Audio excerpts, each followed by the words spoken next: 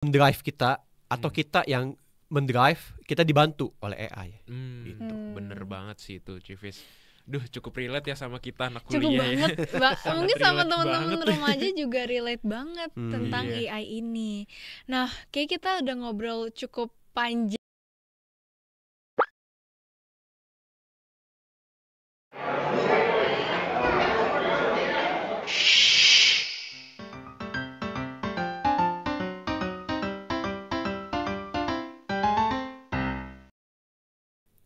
Halo semuanya, balik lagi di Bisik, bincang ringan seputar iman Kristen. Oke, kayaknya kalian udah mulai familiar nih sama mukaku. Mungkin bisa sampai bosen kali ya ngeliat mukaku mulu di podcast ini. Tapi mungkin buat teman-teman yang baru pertama kali nonton podcast, halo semuanya, aku Kisa dan hari ini aku akan jadi host untuk episode kali ini. Nah, hari ini tapi walaupun kalian udah sering ngeliat aku terus-menerus, aku bawa sesuatu yang baru. Aku bawa teman baru nih teman-teman, co-host magang lah bisa dibilang. Boleh kita kenalan kali ya. Halo Rafe. Halo. Oke, mungkin banyak yang nggak tahu aku ya teman-teman, karena aku masih magang di sini dan ini first time aku jadi co-host dari host yang paling keren dan kece membahana di Komisi Remaja. Makasih ya. Kaget tiba-tiba dipuji ya. Mungkin Rafe boleh sharing dulu backgroundnya. Sekarang kesibukannya lagi ngapain sih? Oh, boleh. Jadi aku sekarang lagi sibuk kuliah aja sih teman-teman. Tapi tenang aja, aku masih maba. Jadi aku baru semester 1 ya. Dan sekarang aku juga kuliah di Ukrida dengan jurusan informatika. Aduh, agak promosi dikit ya. Tapi mungkin shout out ke teman-teman yang kuliah di Ukrida juga. Halo Ukridians. Oke. Nah, Rafe, kita hari ini mau bahas lagi-lagi sesuatu yang relevan. Apa sih kayak podcast sudah pasti relevan gak sih ke remaja? Pasti sih. Tapi ini tuh deket banget sama kita. Kita pakai setiap hari bahkan. Pakai setiap hari ya? Iya, bahkan untuk anak kuliah, anak sekolah. Kayaknya aku tahu deh ini apa. Kamu tahu ya? Arahnya kemana, kayak aku tahu deh. Kira-kira apa nih, Fe? Ini pasti teman-teman juga tahu kan arahnya kemana ya. Mungkin boleh ditulis dulu di kolom komentar, video di post dulu mungkin. Sebelum kita kasih tahu ya. Jadi tema hari ini tuh kita tentang AI. AI. Wow. Kayak teman-teman yang pernah dapat tugas esai, karangan, atau bahkan kuis. Iya, kuis. Gitu, kalian pasti langsung nanya AI. Malas mikir, udahlah AI aja. Bener banget. Dan aku dulu pernah begitu soalnya. Demi apa? Iya.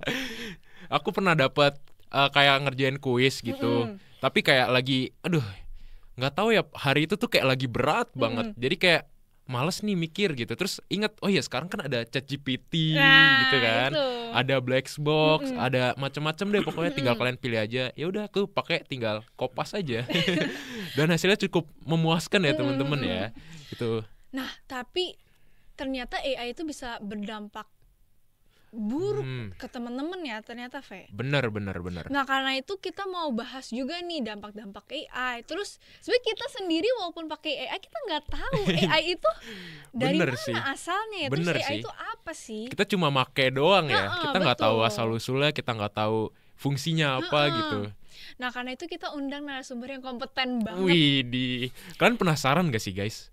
Penasaran Iya gak kan? sih? Keren banget soalnya Keren ini banget ya. soalnya, betul. Mungkin boleh di-spill dulu ya. Langsung di-spill aja. Halo Kok Kevin. Halo Kok Kevin. Halo teman-teman dari remaja, nama saya Kevin. Jadi kalau di kesibukan saya saat ini, saya bekerja sebagai seorang IT di sebuah perusahaan teknologi di daerah Jakarta Pusat. Salam kenal semuanya. Widih, keren banget gak sih? Perusahaan IT. Iya. Udah sejalan banget nih sama topik Bener kita. banget. Gak salah dong kita pilih narasumber kali ini ya. Betul. Nah, oke. Jadi kita langsung aja nih Kok Kev. Boleh. AI itu apa sih? Mungkin definisi umumnya kali ya bisa dibilang. Oke, jadi AI itu sebuah singkatan dari bahasa Inggrisnya Artificial Intelligence, sudah diterjemahkan juga ke dalam bahasa Indonesia menjadi akal imitasi. AI adalah kemampuan sebuah komputer atau sebuah mesin untuk melakukan tugas-tugas atau pekerjaan yang sebenarnya itu biasanya diasosiasikan dengan kecerdasan manusia. Seperti bagaimana AI itu bisa belajar, AI itu bisa beralasan lah gitu, reasoning bahasa Inggris ya, atau dia bisa melakukan problem solving. Itu kan semuanya biasanya suatu hal yang dikaitkan dengan kecerdasan manusia. Tapi sekarang mesin dan komputer pun juga sudah mulai bisa melakukan hal-hal seperti itu. Keren banget ya definisinya ya. Tapi kok aku mau nanya deh kok, dengan definisi yang keren kayak gitu tuh, kan kita bingung ya pasti ya. Kok tiba-tiba ada gitu loh. Iya, kok. tiba-tiba muncul, Iya, tiba-tiba muncul booming. dan sangat membantu ya tiba-tiba. Ini tiba-tiba banget pokoknya nih ya. Semua tiba-tiba Iya, semua ya. tiba-tiba nih. Asal-usulnya tuh dari mana sih kok sebenarnya kok? Oke, jadi sebenarnya AI sendiri juga bukan suatu fenomena tiba-tiba ya. Karena kan baru booming di kita tuh kayak 2020 kemari gitu ya. Benar. Ya, nah, tapi AI itu sudah melalui proses dan perkembangan yang panjang banget. Bahkan untuk konsep AI sendiri itu pertama kali keluar di tahun 1950. Jauh banget. Lama banget ya.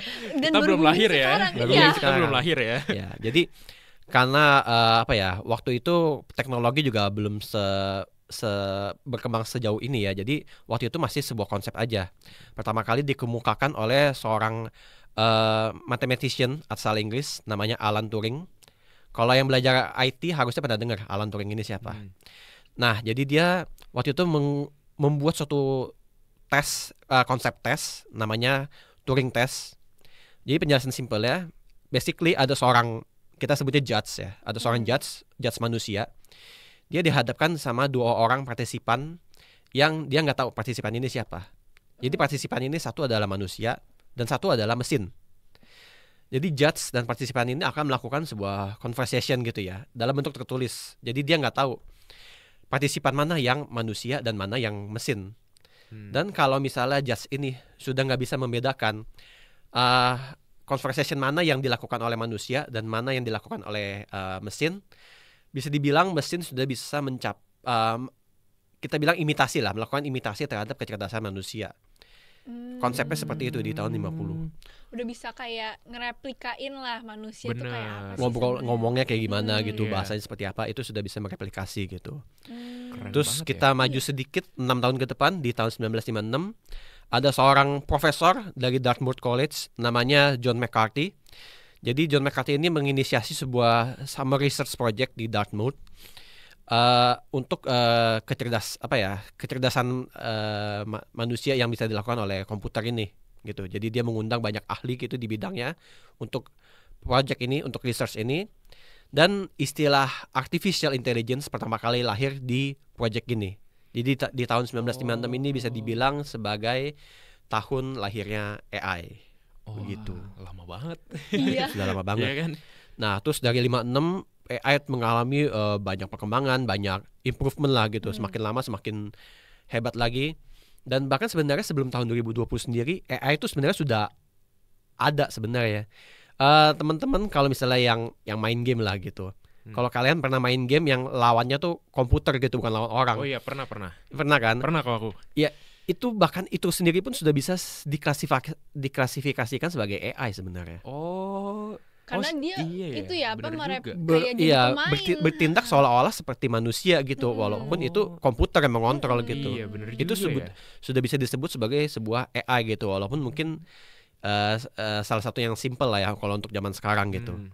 Dan kita tiba di zaman sekarang 2020 ke atas, itu teknologinya sudah baru lagi, yang lagi booming sekarang adalah namanya generative AI. Ini yang kita pakai sekarang. Yang kita Iya. pakai sekarang itu. Nah, itu generative AI kalian harusnya udah sering dengar lah istilahnya ya. Jadi generative AI ini adalah kemampuan AI untuk menciptakan sesuatu yang baru, konten yang baru berdasarkan input atau prompt dari user gitu. Jadi kalau misalnya kalian tanya ChatGPT, tolong kasih saya resep rendang yang enak, terus ChatGPT bisa generate itu resepnya. Nah, itulah generative AI gitu. Itu yang selama ini aku pakai berarti. Iya, jadi kita Betul. tinggal nulis terus nanti dia Iya, keluar. keluar. Kita Keluar kasih hasilnya. perintah sebenarnya ya bisa dibilang. Betul, kita Iya. kasih perintah keluar. Atau kalau misalnya itu kan ChatGPT. Kalau misalnya kalian yang familiar dengan DALL-E atau Midjourney, itu AI untuk generate image.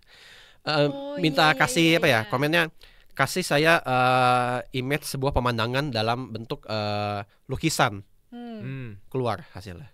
Oh, keren banget. Yang kayak ya. dipakai sekarang, Iya. yang Studio Ghibli style gitu-gitu gambarnya. Nah, ya. kurang lebih seperti itu, Dan Itu kan tahun 2020 nih. Baru di tahun ini itu sudah berkembang lagi sebuah teknologi baru namanya agentic AI. Itu teknologi baru banget keluar tahun ini. Saya sendiri pun juga sebenarnya masih mencari tahu ya agentic AI itu sebenarnya seperti apa gitu. Cuman bisa dipastikan hal-hal yang bisa dilakukan oleh agentic AI ini tuh bakal lebih advance lagi dari generative AI.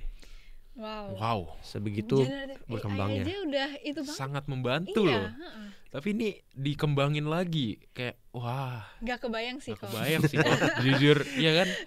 Mau secanggih apa lagi, soalnya yang sekarang aja udah Iya. canggih Udah banget. cukup membantu banget. Sudah malah. sangat membantu ya Iya. untuk pekerjaan kita, aktivitas kita sehari-hari Bener, itu bener. udah membantu Apalagi banget. buat kita anak kuliah ya. Iya. Nah, Itu sangat Betul. membantu sekali.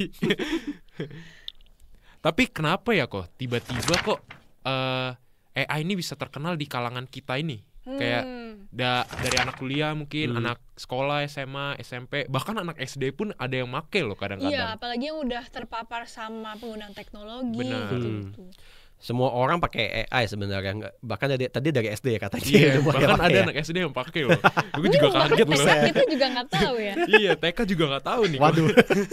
Ya, memang apa ya, dari segala tingkat pendidikan dan ini status ya, itu semua orang sudah pakai, bahkan di pekerjaan pun juga sudah dipakai AI ini sekarang. Dan memang apa ya, kenapa banyak dipakai sama semua orang gitu ya? Ya harus diakui AI itu gampang banget diakses ya sekarang. Bahkan di smartphone aja pun kita bisa akses AI gitu. Bawaan iya, benar. dari HP aja tuh ada AI. Kalau nggak tahu ya teman-teman, kalau Android sih ada Gemini AI ya. Oh Iya, iya. betul. Ada Gemini AI gitu. Benar. WhatsApp pun bahkan punya AI sekarang. Oh, Meta ya kok? Meta, iya, iya. Itu iya, bener banget. dari yang awalnya cuman aplikasi untuk chattingan doang bisa ada AI-nya tuh. Iya. Keren Itu dari juga mana ya. itu maksudnya? Iya. Gitu. Dan selain gampang untuk diakses, harus diakui juga AI itu powerful banget sebagai sebuah tool gitu. Dia tuh bisa melakukan apa ya? Banyak hal lah gitu, nggak cuman kalau ya dia bisa memecahkan masalah matematika, dia bisa bikin esai, dia bisa yang hal yang lebih simpel yang kayak tadi minta resep rendang pun dia bisa. Memang beragam banget sih kemampuan AI ini. Dan Gitu. gak makan waktu ya kok. Iya. Dan betul gak makan waktu, hasilnya bisa dibilang hampir instan ya. Iya. Kita ngetik apa sebentar, dia mikir sebentar, tiba-tiba bet Iya. keluar hasilnya. Gak nyampe 5 menit lagi. Iya. Iya kan? Betul. Yang penting internet kenceng itu udah Iya, langsung. aman yang penting internet. Yang penting kenceng. internetnya ada, aman gitu, koneksinya bisa deh. Iya, bener sih. Bisa. Bener, karena kita sekarang butuhnya yang Instan. instan, cepat Karena semua. kekejar deadline. Iya. Aduh. Aduh, Nah, curhat deh. ngomongin tentang deadline nih, itu kan jadi sesuatu yang bisa berdampak baik Benar. positif maupun negatif ya. Tadi kita Iya. mungkin udah ngomongin sedikit positifnya. Nah, kita mungkin boleh masuk nih ke dampak negatifnya, kira-kira apa sih kok ke kita remaja nih saat ini? Oke, jadi dampak negatifnya mungkin tadi sudah sempat dimention sedikit kali ya. Kita tuh jadi ada reliance sama AI gitu. Kita jadi bergantung sama AI gitu. Kan tadi kan udah sempat cerita dikit juga Kafe. Kalau apa lagi malas bikin malah Iya. AI ya itu. Lagi males tiba-tiba AI aja Nah, deh. Gampang nih. jujur, mohon jangan dibiasakan gitu ya. Mohon jangan dibiasakan Buat karena teman-teman juga. ya, Jangan ya. ya, tolong Jangan yang hal ditiru. kayak gitu jangan dibiasakan gitu. Biasakan untuk kita tuh bisa berpikir dulu, karena kalau ada sampai kebergantungan terhadap AI ini, jujur kita tuh akan jadi semakin berkurang kemampuan untuk berpikir kritis dan untuk berpikir kreatifnya. Bahkan di kasus-kasus yang mungkin bisa dibilang ekstrim lah ya, bahkan bisa dibilang udah nggak mampu lagi gitu untuk berpikir sendiri gitu, berpikir kreatif sendiri gitu, karena apa-apa tanya AI aja gitu. Sehingga karena AI sendiri juga kan belum 100% bisa dibilang benar gitu kan. Iya. Tingkat kebenarannya masih 95% ke atas lah gitu. Masih ada 5% chance-nya untuk dia tuh salah gitu. Dan ketika kita udah terima mentah aja apa yang dikeluarkan oleh AI, itu cepat atau lambat akan berdampak buruk bagi teman-teman gitu. Bener Itu sih. salah satu dampak negatifnya. Dan berikutnya lagi bisa dibilang instant gratification. Kita mau apa-apa tuh semuanya cepet kan sekarang Iya, kan. benar. Tadi kita udah sempat bilang juga Bener gitu ya. juga, bener AI tuh. itu cepet kerjanya Iya, gitu. cepet Jadi banget. kita ketik apa hasilnya keluar gitu. Itu ya jujur jadinya kita jadi kurang menghargai yang namanya proses. Bener banget. Kita jadi kurang Iya. menghargai yang namanya effort kerja keras gitu untuk menyelesaikan suatu hal gitu. Kalau dulu dengan Google pun bahkan kita tuh harus melakukan sebuah proses searching gitu. Kita nge-googling apa, kita baca artikelnya, kita harus bisa olah dulu artikelnya, dan gak mungkin baca satu artikel doang, kita buka artikel kedua, kita buka artikel ketiga, artikel keempat, bahkan sampai next page kalau misalnya masih belum puas dengan hasilnya. Iya, benar dulu gitu kita sih. olah dulu, kita pikir dulu di otak, baru abis itu kita bisa ketik ulang gitu. Betul. Kan Bener. Sekarang itu kan yang benar gitu. Sekarang dengan AI itu semuanya udah di summary, dikasih depan mata, kelar gitu, nggak ada prosesnya. Iya. Jadi ya Tinggal prosesnya di copy AI-nya paste. doang, dan itu cepet gitu loh. Jadi ya pengen semuanya tuh instan gitu loh, gitu. Sama ada satu lagi dampak negatif yang mungkin cukup suatu hal yang bisa dibilang dilematis lah. Jadi dari sisi moralnya itu dan legalnya itu pun AI ini sebenarnya masih di suatu hal yang masih didiskusikan lah gitu, karena mungkin sedikit penjelasan simpel lah ya, gimana caranya Gen AI itu bekerja. Jadi generatif AI itu bekerja, dia belajar dari sumber data yang gede banget. Jadi bukan dia bisa mikir sendiri, tapi dia tuh ada sumber data dikasih ke dia, terus dia belajar gitu. Jadi dia tuh bukannya dia bisa membuat sesuatu yang beneran baru, dia itu belajar dari data yang besar banget. Dia belajar pola, dia belajar strukturnya, dan dia belajar hubungannya apa sih antar data ini gitu. Jadi dia belum bisa kayak kita manusia gitu benar-benar berpikir suatu hal yang baru ya kok. Baru gitu, itu dia nggak bisa. Dia tuh dari pola gitu. Jadi tadi kan sempat di-mention juga bikin image dari ala Studio Ghibli. Iya. Itu tuh berarti dia dikasih art dari Studio Ghibli gitu, dikasih ke AI, pelajari, dan begitu dia udah bisa selesai hasil belajarnya, dia bisa generate hasil gambarnya. Nah, tapi kan berarti dia itu istilahnya apa ya? Meniru gayanya dari Studio Ghibli itu sendiri. Dan untuk teman-teman yang bergerak di bidang desain DKV ini sepertinya bukan suatu hal yang enak ya diterima bagi kalian ya, karena ini berarti bener kan? ya kan? Anak Karena ini DKV berarti nih. semua desain orang tuh bisa ditiru, dijiplak, dan ini kan bukan suatu hal yang yang enak di hati kalian gitu kan. Hasil karya kalian basically dijiplak gitu sama AI. Karena itu hak intelektual kita Nah, juga. itu hak intelektual. Ya ini tuh sebenarnya bahkan di government di luar tuh sebenarnya lagi dibahas ini penggunaan AI tuh secara legalnya tuh nanti mau kayak gimana gitu. Karena mungkin perdebatannya aku kepikiran ya, kayak kita nulis, kita yang ngasih ide promptnya, tapi walaupun at the same time si AI yang pikir buat kita kan. Iya. Betul. Agak membingungkan. Benar sebenarnya sih.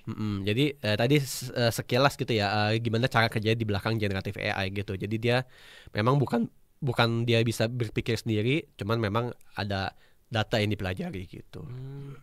Intinya begitu. Tapi makanya kalau kita pakai AI gitu, hasilnya bakalan ada polanya ya. Nah, Iya, betul. pasti ada polanya ya, kok. Iya, pasti kalian kayak bisa ada ciri khasnya lagi ya. Kalau misalnya AI itu jawabannya tuh kayak kata-katanya tuh kayak gini gitu loh. Kayak ada ciri khasnya gitu loh, kayak mungkin nggak bisa di pinpoint banget, cuma kayak berasa pasti kan.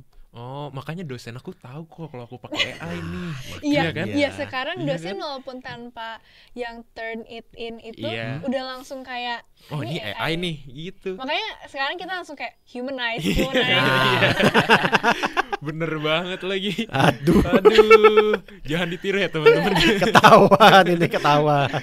Makanya kita belajar, kita Iya. podcast ini untuk tahu dampak positif sama Benar. negatifnya. Setelah podcast ini kita nggak akan ngelakuin itu lagi ya, tentunya Betul. ya. Kita akan gunakan dengan hal yang seperlunya, gitu kan? Gitu Gunakan ya? dengan bijak. Iya, kita Ya. gunakan dengan bijak gitu.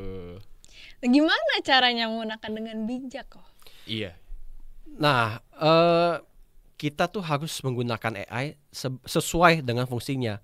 AI itu adalah asisten kita.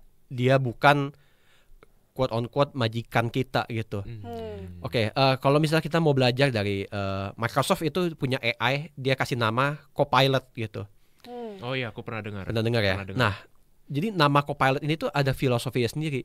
Jadi kalau misalnya kalian pesawat terbang gitu, yang mengendalikan pesawat terbang tuh ada 2 orang, pilot dan co-pilot. Yang melakukan tugas utamanya itu adalah pilot.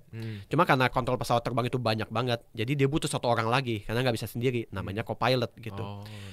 Co-pilot tugasnya hanya membantu pilot saja. Tugas utama tetap ada di pilot gitu. Makanya kenapa kalau misalnya kayak pesawat amit-amit kecelakaan gitu, itu kan biasanya disalahkan pilotnya kan. Karena memang tugas utama itu adalah di pilot gitu.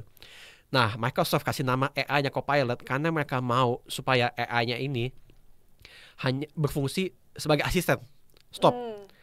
Yang melakukan drive utamanya itu tetap harus dari manusia sendiri gitu. Jadi kita yang fungsi utamanya tuh di kita gitu. Jangan sampai AI yang muntahin jawaban mentah-mentah terus kita yang pakai gitu. Itu kan jadi dia Copilot yang mikir gitu kan. Iya benar sih. Nggak bisa kayak gitu. Jadi tetap harus manusia yang sebagai pikiran utamanya lah gitu. AI itu bantuin kita gitu. Jadi, itu ya gimana caranya supaya AI itu ya tetap jadi alat bantu aja gitu. Jadi kita harus tetap difilter lagi lah. Benar. Difilter lagi gitu. Dan supaya kita nggak kalah kemampuannya sama AI gitu. Kita harus terus melakukan yang namanya pengembangan diri gitu. Kita harus terus namanya belajar. Kita terus menerus serap ilmu baru gitu. Supaya ketika kita bekerja sama dengan AI gitu. Kita setara gitu, bukan AI yang jauh lebih di atas kita. Jadi ketika dia kasih jawaban apa, kita terima mentah-mentah gitu. Jadi kalau misalnya kita setara, AI ngasih jawaban gitu, kita minta bantuan gitu, kita bisa berpikir kritis gitu. Oh ini jawabannya, oke ini kayaknya benar. Ketika dikasih jawaban lagi, oh ini kayaknya nggak begini deh. Kayak harusnya jawabannya tuh begini gitu. Kita olah lagi jawabannya gitu. Jadi nggak cuma kita terima doang, kita bisa olah gitu datanya gitu, nggak cuma terima gitu ya. Nggak sekedar copy paste berarti ya kok ya. Betul gitu. Mungkin AI bisa dijadiin inspirasi. Benar. Nah betul. Mungkin. Betul. Sifatnya dia adalah sebagai inspirasi saja gitu. Gitu. Atau misalnya deh kan ngerjain tugas mat gitu. Jangan kasih AI itu tolong selesaikan pertanyaan matematika ini. Terus jawabannya kalian kopas, udah langsung lanjut pertanyaan berikutnya. Jangan kayak gitu.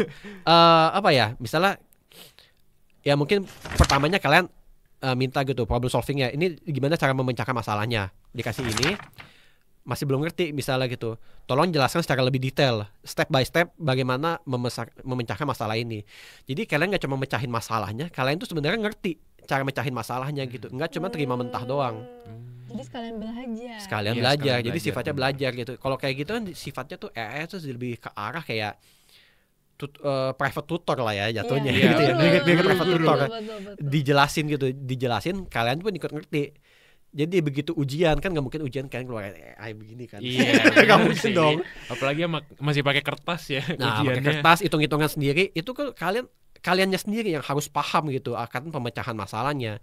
Dan kalau misalkan kebiasaan kasih AI semuanya terus jawabannya diterima mentah-mentah aja, itu akhirnya nggak bisa mikir sendiri jatuhnya. Benar.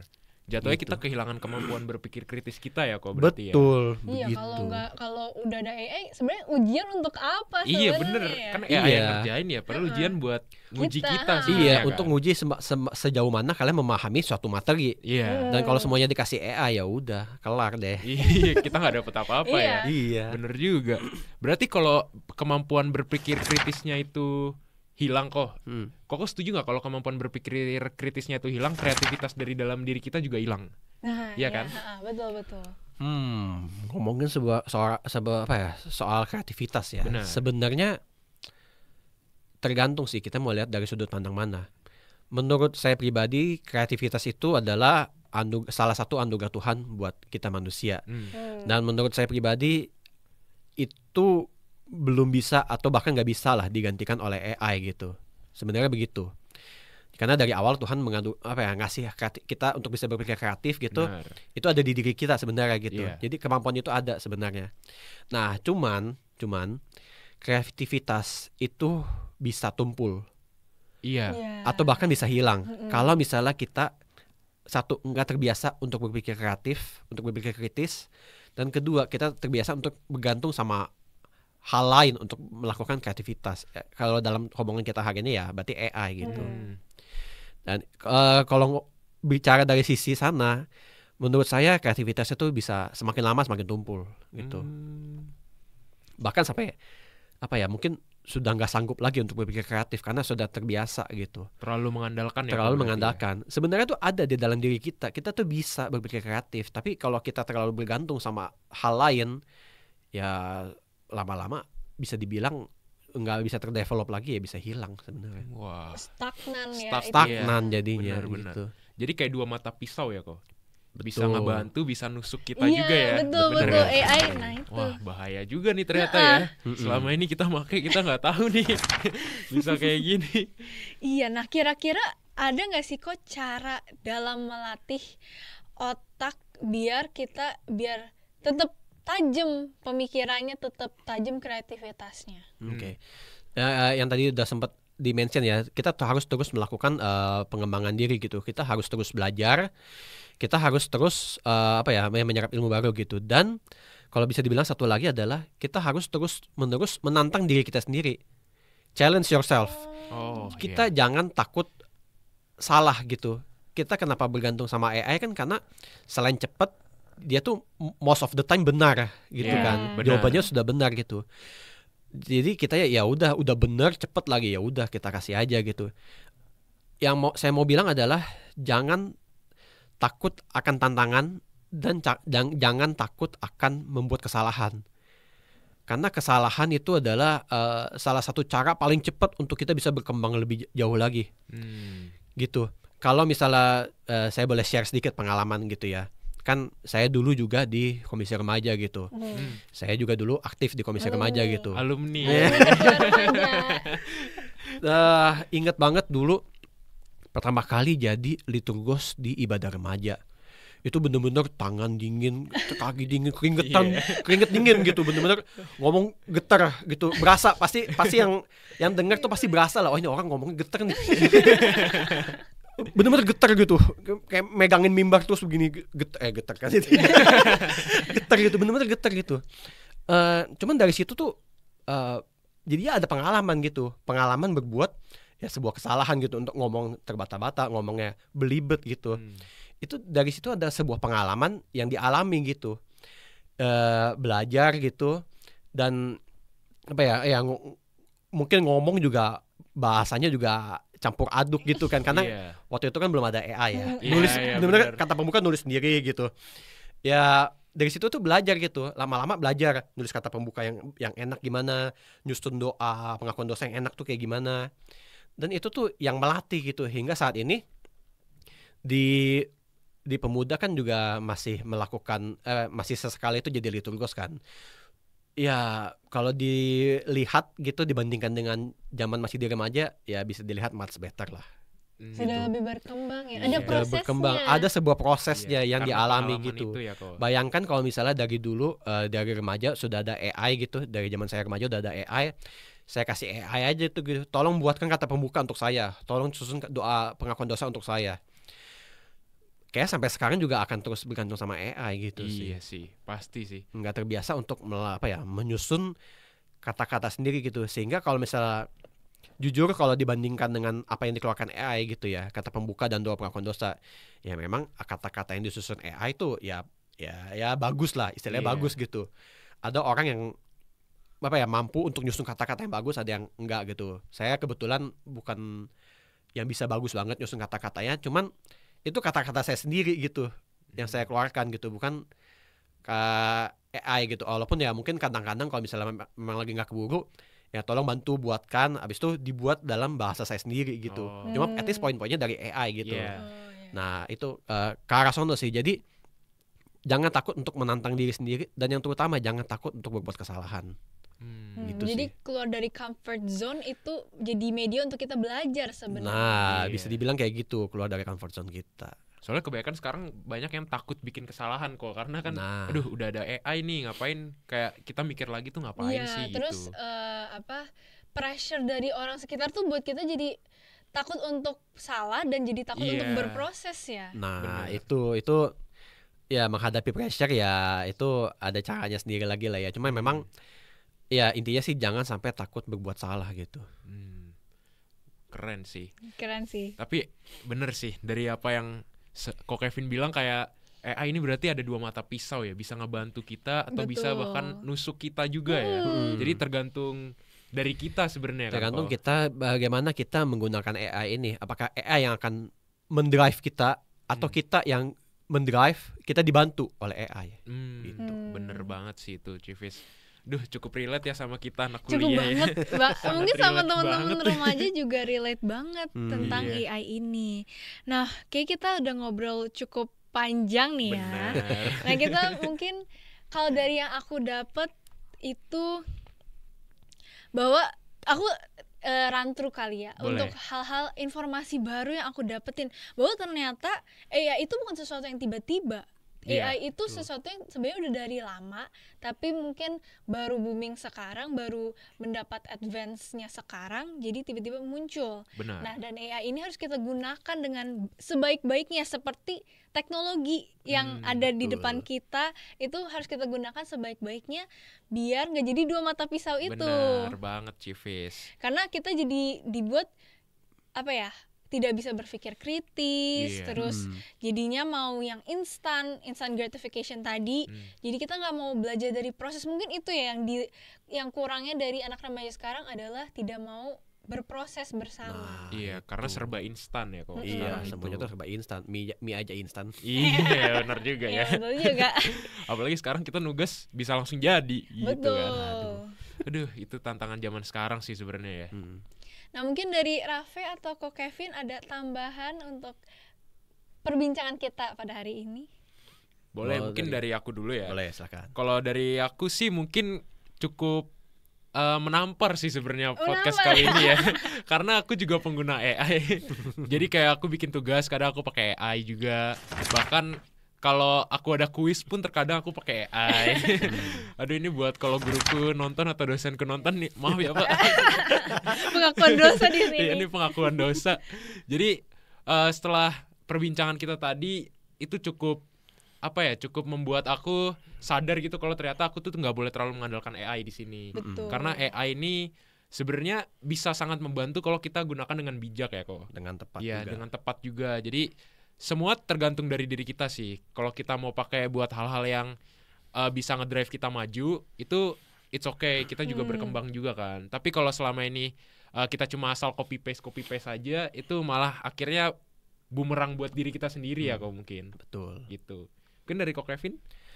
Oke, mungkin sedikit tambahan aja ya untuk di akhir. Saya mau ngajak kita semua sama-sama ingat lagi firman Tuhan dari Matius 25 ayat 14 sampai 30. Itu adalah perumpamaan tentang talenta. Seorang majikan yang memberi 5 talenta, 2 talenta dan 1 talenta. Yang punya 5 talenta diusahakan talentanya jadi 10 talenta, yang punya 2 talenta diusahakan jadi 4 talenta. Sementara yang punya 1 talenta dikubur aja dan ya udah nggak berkembang jadi apa-apa. Nah, dari firman Tuhan ini tuh sebenarnya mau bilang Tuhan tuh nggak senang dengan orang yang menyia-nyiakan talentanya. Kreativitas kita, kemampuan kita untuk berpikir kritis, itu adalah talenta, itu adalah anugerah yang dikasih Tuhan.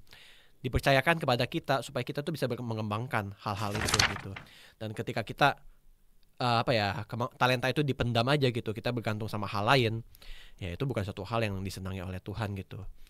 AI itu sebagai alat bantu aja untuk kita, bahkan sebenarnya bisa digunakan untuk mengasah talenta kita gitu. Cuman jangan sampai hal itu menjadi suatu hal yang kita bergantung sama hal itu, gitu aja sih. Wah, keren sih. Keren. Ada ayat Alkitabnya lagi. Ternyata selama ini ada ditulis di Alkitab, cuma kita nggak merhatiin aja Iya, ya. betul. Ternyata kita udah dikasih, harusnya kita kembangkan lebih Iya. lagi. Jadi buat teman-teman, Tolong kalau punya, iya, asah kemampuan kemampuan kalian. kalian biar bisa, karena sebenarnya potensi kita tuh banyak banget. iya. Betul. Potensi kita udah dikasih banyak banget, tinggal ke kita mau diapain Iya, nih. kita mau explore atau enggak sebenarnya kan. Betul. Oke, teman-teman, terima kasih sudah menonton podcast di episode kali ini. Semoga episode hari ini bermanfaat ya buat Benar. teman-teman dan bisa menambah insight juga. Iya. Nah, see you on the next podcast. Kira-kira podcast nextnya bahas apa ya? Apakah akan ada Raffe lagi di sini? Wah, kita nggak tahu. Stay tune di podcast berikutnya. Dadah Dadah semuanya. semuanya.